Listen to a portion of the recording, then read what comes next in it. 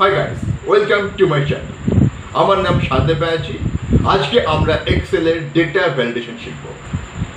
তোমাদের যদি এই ভিডিও পছন্দ হয়ে থাকে, ভিডিও লাইক করবে, আমার চ্যানেলটাকে সাবস্ক্রাইব করবে এবং নোটিফিকেশন আইকনে ক্লিক করবে, যাতে আমি পরবর্তীকালে কোনো ভিডিও আপলোড করলে তোমাদের মোবাইলে নোটিফিকেশন চলে আসে।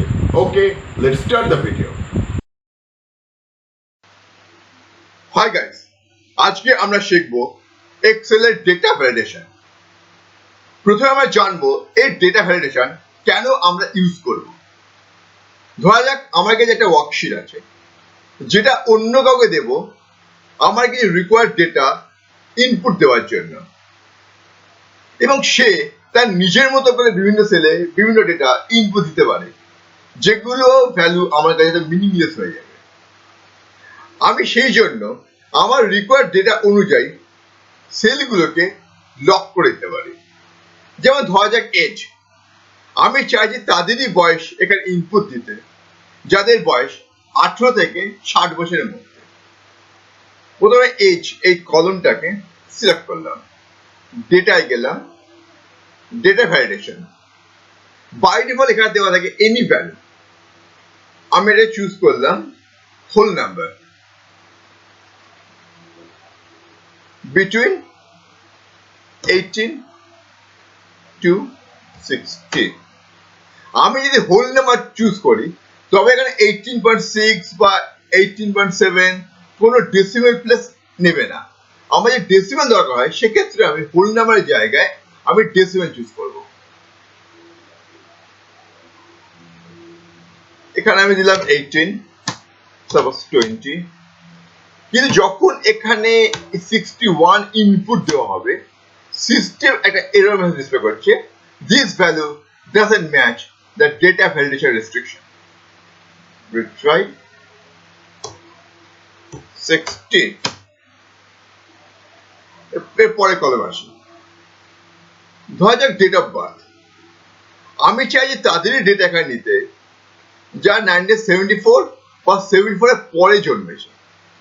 সেক্ষেত্রে আমি ডেট অফ বার্থ কলমটাকে পুরো সিলেক্ট করলাম, ডেটা ভ্যালিডেশনে এলাম, এখানে আমি চুজ করছি date greater than or equal to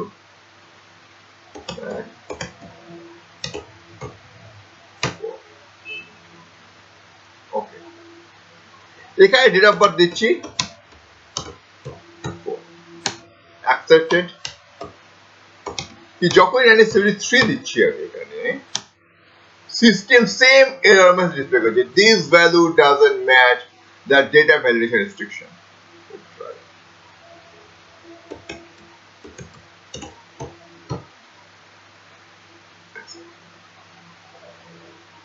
mobile number, তারপর কলমে আমি চাই যে মোবাইল নাম্বার 10 এর কম বা 10 এর বেশি অ্যাকসেপ্ট করবে না, আমাকে মিনিমাম 10 খানা ক্যারেক্টার আর নাম্বার দিতে হবে মোবাইল নাম্বারের ক্ষেত্রে।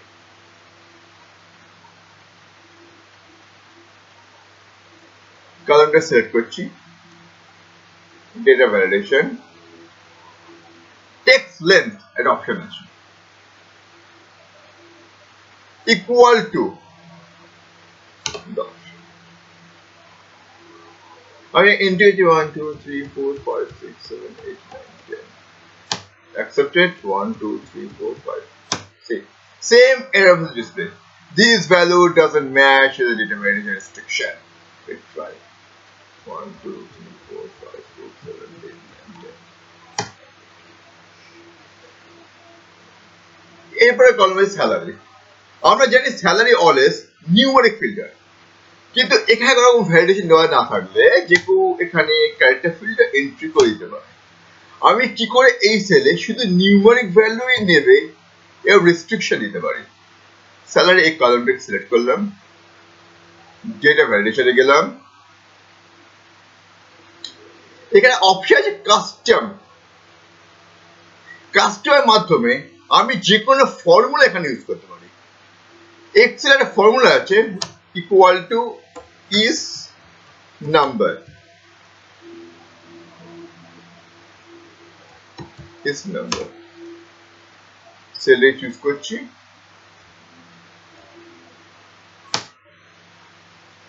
এবার যখন এখানে আমি নাম্বার দিচ্ছি সে অ্যাকসেপ্ট করছে, কিন্তু কোনো ক্যারেক্টার দিলে সেম এরর মেসেজ ডিসপ্লে করছে, মানে কোনো ক্যারেক্টার অ্যাকসেপ্ট করছে না।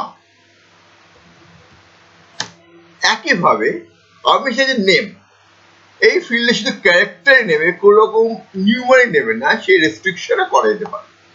আমি নেম এই থেকে প্রথমে সিলেক্ট করছি, এবার যাচ্ছি এখানে যাচ্ছি কাস্টম,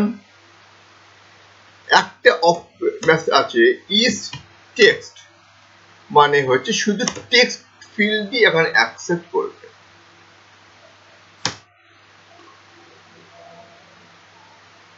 নিউমার ফিল্ড দিচ্ছি, আমি ক্যারেক্টার বললাম নিয়ে নিল, নিউমার ফিল্ড দিচ্ছি, system same error message display করছে। এইভাবে কোনো সেলকে নিউমারিক বা ক্যারেক্টারও আমি ডিফাইন করতে পারি ডেটা ভ্যালিডেশনের মাধ্যমে। তাছাড়া ডিপার্টমেন্ট, একটা অর্গানাইজেশনে অনেক রকম ডিপার্টমেন্ট হতে পারে। আমি সেই ডিপার্টমেন্টগুলি ম্যানুয়াল টাইপ করতে দিই, তবে বিভিন্ন ডিপার্টমেন্ট বিভিন্নভাবে লেখা যেতে পারে, মানে স্মল, ক্যাপিটাল, স্পেস, বিভিন্ন রকম লেখা যাওয়া সম্ভব। আমি এখানে লিস্ট বক্স তৈরি করি যেখানে সিলেক্ট করি ডিপার্টমেন্টটা, ফলে সেই ভুল হওয়ার চান্সেস একদমই থাকবে না। আমি এখানে সিলেক্ট করলাম, ডেফিনেশনে গেলাম, এটা অপশন আছে লিস্ট বক্স, এখানে হচ্ছে অ্যাকাউন্টস, আমি কমা দিয়ে ডিপার্টমেন্ট গুলো সিগ্রেট করছি,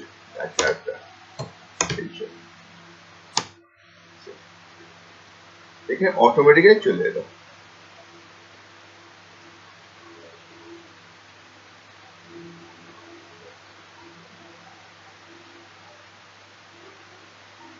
কিন্তু এখানে হয়তো ডিপার্টমেন্ট অনেক বেশি আছে, সেগুলো কমার মাধ্যমে দেখানো সম্ভব নয়, সেক্ষেত্রে আমি একটা কাজ করতে পারি,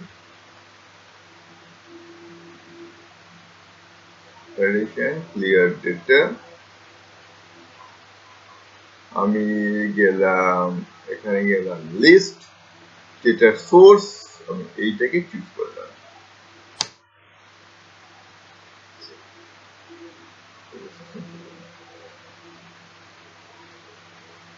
এবং অনেকে প্রশ্ন করে থাকে হয়তো ডিপার্টমেন্ট গুলো এখানে আমার শর্ট অবস্থায় আছে, হয়তো শর্ট অবস্থায় না থাকে, তখন কি করব? সেক্ষেত্রে যেই ফিল্টার উপরে আমি ফোর্সটাকে আমি যদি শর্ট করি, এইটাও অটোমেটিক্যালি শর্ট হয়ে যাবে। এখানে একটা অসুবিধা হয়ে থাকে, হয়তো কোনো কারণে এই ডিপার্টমেন্ট ডিলিট করলাম, সেক্ষেত্রে এইখানে ব্ল্যাঙ্ক চলে আসে। সেক্ষেত্রে আমি সাজেস্ট করে থাকি এই কলম, যে কলমটার সোর্স কলম, সেটাকে ফ্রিজ করে দেওয়া বা লক করে দেওয়া, যাতে এই কলমটা কোনো ভ্যালু কেউ চেঞ্জ না করতে পারে। এতক্ষণ আমরা যা শিখলাম তার মধ্যে প্রত্যেকের একটা প্রশ্ন আসতেই পারে, সব ক্ষেত্রে এরর মেসেজটা সেম ডিসপ্লে করছে, আমি এরর মেসেজটা কিভাবে কাস্টমাইজ করবো যাতে ইউজার ইজিলি বুঝতে পারে যে কি ধরনের ভ্যালু এখানে দিতে হবে বা ইনপুট এখানে দিতে হবে। তো স্যালারি চুজ করলাম, এখানে গেলাম ডেটা ভ্যালিডেশন, এখানে দুটো অপশন, ইনপুট মেসেজ আর এরর অ্যালার্ট। প্রথমে ইনপুট মেসেজ, ইনপুট মেসেজ মানে হচ্ছে আমি যখন সেলে মাউস ক্লিক করব তখন আমাকে ডিসপ্লে করে দেবে মেসেজটা, যেখানে কি ধরনের ইনপুট দিতে হবে। ধরেন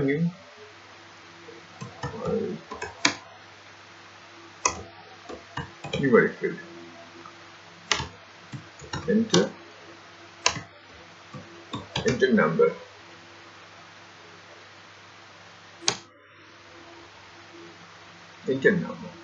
যখন আমি মাউস ক্লিক করছি মেসেজ ডিসপ্লে করে দিচ্ছি কি ধরনের ডেটা আমাকে ইনপুট দিতে হবে। আর এরর মেসেজ আইটা যে দেখালাম, যেখানে গেলাম, এখানে যে এরর অ্যালার্ট, এখানে স্টাইলে আমার 3 রকম স্টাইল আছে, স্টপ, ওয়ার্নিং বা ইনফরমেশন। আমি স্টপ এ নিচ্ছি, এখানে নিই numeric field, enter, নাম্বার। এবার আমি যখন এখানে কোনো ক্রিয়েট ফিল্ড দিয়েছি, এই এরর মেসেজটা আমার মধ্যে কাস্টমাইজ করে দিলাম। নিউমারিক ফিল্ড এন্টার নাম্বার,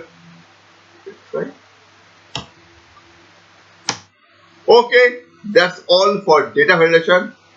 আশা করি তোমাদের এই ভিডিও ভালোই লাগলো। Thank you for watching this video. Okay guys, আজকে তোমরা শিখলে আমার সাথে এক্সেল এর ডেটা ভ্যালিডেশন। তোমাদের এই ভিডিওটা কেমন লাগলো আমাকে কমেন্ট সেকশনে জানিও। Okay, stay tune for my next video. Thank you.